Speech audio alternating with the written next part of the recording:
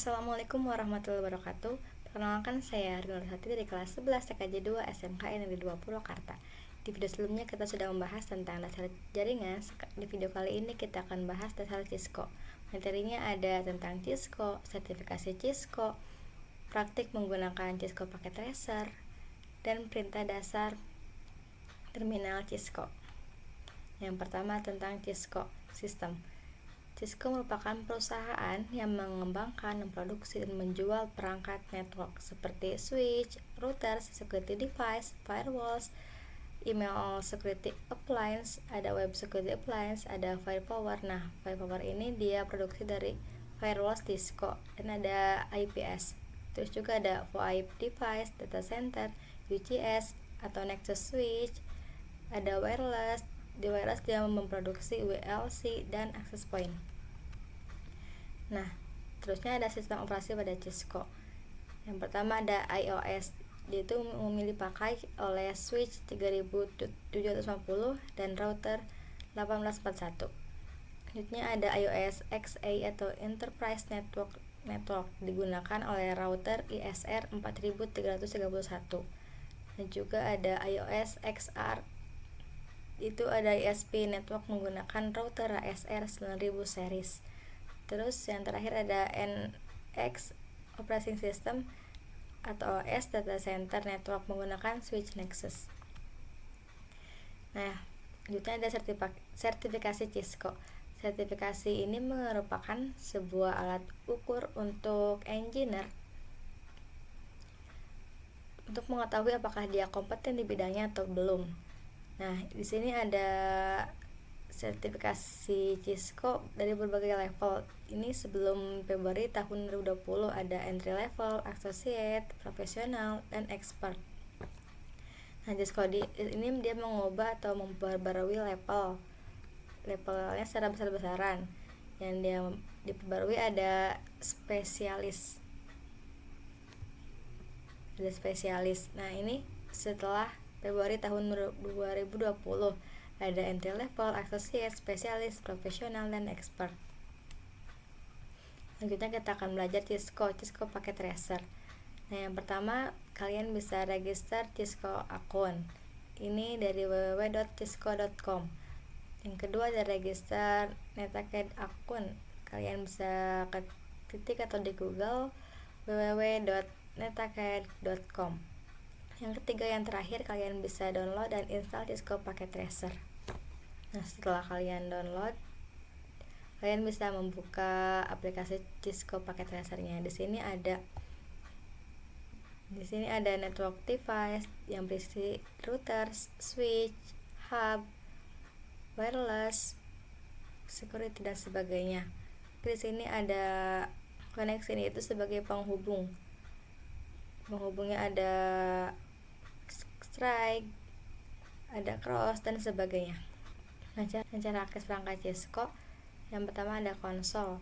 Misalkan kita membuat topologi. Di sini ada router, di sini ada PC.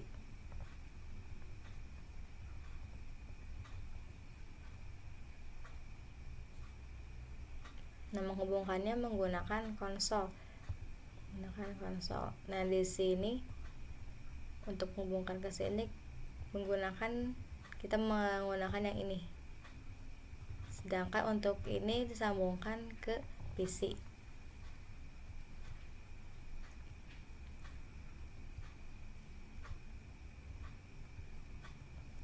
Yang kedua ada WebBase. Ini digunakan jika perangkat sudah support untuk melakukan graphical interface dan bisa memanggil IP address. Di sini ada secure shell atau SSH. Di SSH sendiri traffic kita akan di encrypt. Sedangkan kalau telnet line text tidak ada enkripsi, jadi direkomendasikan untuk menggunakan secure shell atau SSH untuk remote. Sini ada siapkan kabel konsol, hubungkan ke perangkat pada port konsol. Kedua, kalian cek port konsol di device manager. Yang ketiga, login terminal Cisco melalui software PATI atau yang sejenisnya. Yang keempat, login melalui port serial.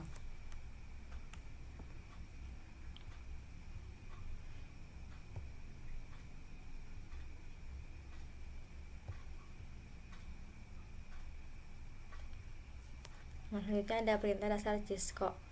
Ini ada 3 mode konfigurasi yang perlu diperhatikan ketika kita ingin konfigurasi perangkat. Yang pertama ada user mode, yang kedua privilege mode, yang ketiga global configuration.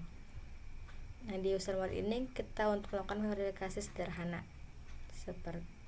Seperti kita contohnya kita menggunakan switch 2960.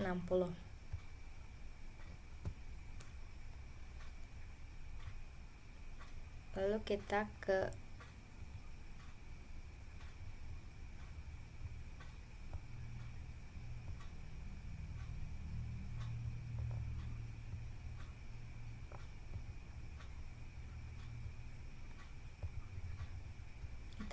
command line interface,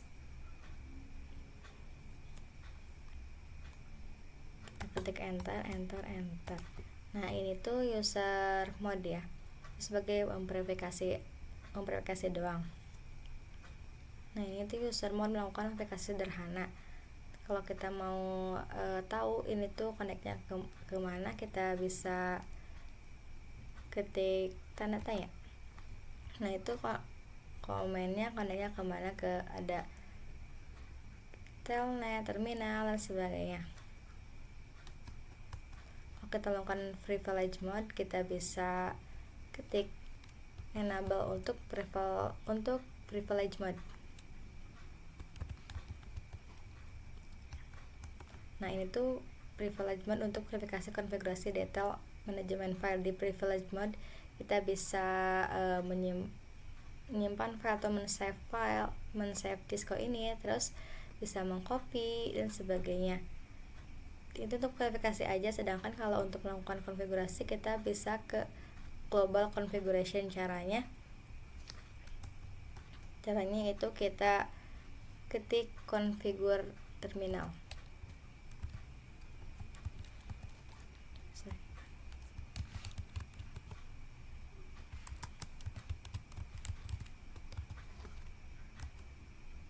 Nah, kalau sudah seperti ini berarti kita akan melakukan config. Di konfigurasi sendiri kita bisa melakukan konfigurasi, menambah, mengganti, atau menghapus konfigurasi.